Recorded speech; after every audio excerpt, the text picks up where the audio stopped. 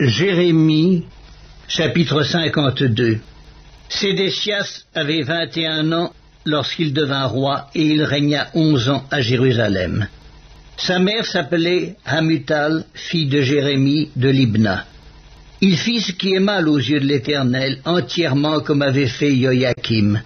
Et cela arriva à cause de la colère de l'Éternel contre Jérusalem et contre Juda, qu'il voulait rejeter de devant sa face.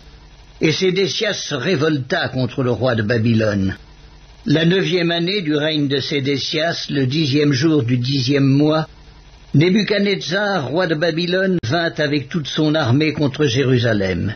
Ils campèrent devant elle et élevèrent des retranchements tout autour. La ville fut assiégée jusqu'à la 11e année du roi Sédécias. Le 9e jour du 4e mois, la famine était forte dans la ville, et il n'y avait pas de pain pour le peuple du pays.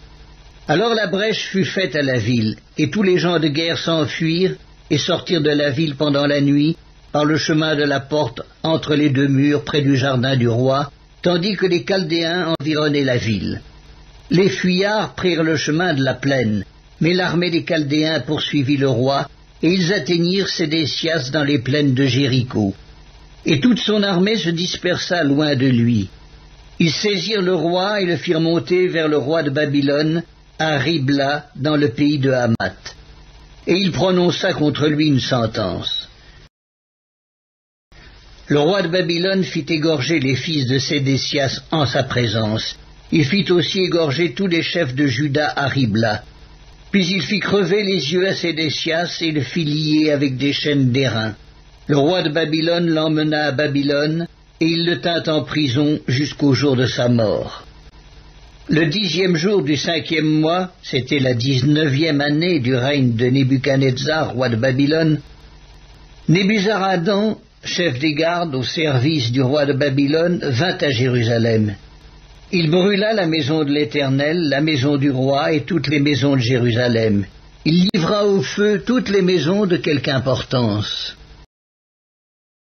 Toute l'armée des Chaldéens qui était avec le chef des gardes démolit toutes les murailles formant l'enceinte de Jérusalem.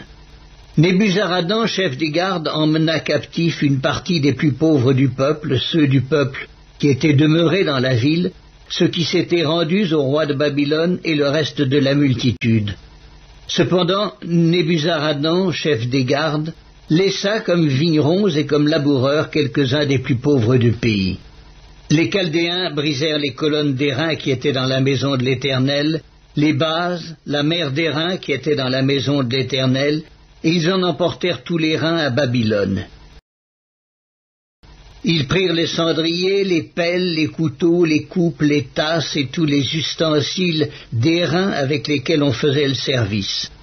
Le chef des gardes prit encore les bassins, les brasiers, les coupes, les cendriers, les chandeliers, les tasses et les calices, ce qui était d'or et ce qui était d'argent. Les 2 colonnes, la mer et les 12 bœufs d'airain qui servaient de base et que le roi Salomon avait fait pour la maison de l'Éternel, tous ces ustensiles d'airain avaient un poids inconnu. La hauteur de l'une des colonnes était de 18 coudées, et un cordon de 12 coudées l'entourait. Elle était creuse, et son épaisseur avait 4 doigts. Il y avait au-dessus un chapiteau d'airain, et la hauteur d'un chapiteau était de 5 coudées. Autour du chapiteau, il y avait un treillis et des grenades, le tout d'airain. Il en était de même pour la seconde colonne, avec des grenades. Il y avait 96 grenades de chaque côté, et toutes les grenades autour du treillis étaient au nombre de 100. Le chef des gardes prit Seraya, le souverain sacrificateur Sophonie, le second sacrificateur et les 3 gardiens du seuil. Et dans la ville, il prit un eunuque qui avait sous son commandement les gens de guerre, 7 hommes qui faisaient partie des conseillers du roi et qui furent trouvés dans la ville, le secrétaire du chef de l'armée qui était chargé d'enrôler le peuple du pays, et 60 hommes du peuple du pays qui se trouvèrent dans la ville. Nebuzaradan, chef des gardes, les prit, les conduisit vers le roi de Babylone à Ribla. Le roi de Babylone les frappa et les fit mourir à Ribla dans le pays de Hamath. Ainsi Juda fut emmené captif loin de son pays. Voici le peuple que Nebuchadnezzar emmena en captivité, La 7e année, 3023 Juifs. La 18e année de Nabuchodonosor, il emmena de Jérusalem 832 personnes. La 23e année de Nabuchodonosor, Nebuzaradan, chef des gardes, emmena 745 Juifs, en tout 4600 personnes. La 37e année de la captivité de Joachim, roi de Juda, le 25e jour du 12e mois, Évil-Mérodach, roi de Babylone, dans la première année de son règne, releva la tête de Joachim, roi de Juda, et le fit sortir de prison. Il lui parla avec bonté, et il mit son trône au-dessus du trône des rois qui étaient avec lui à Babylone.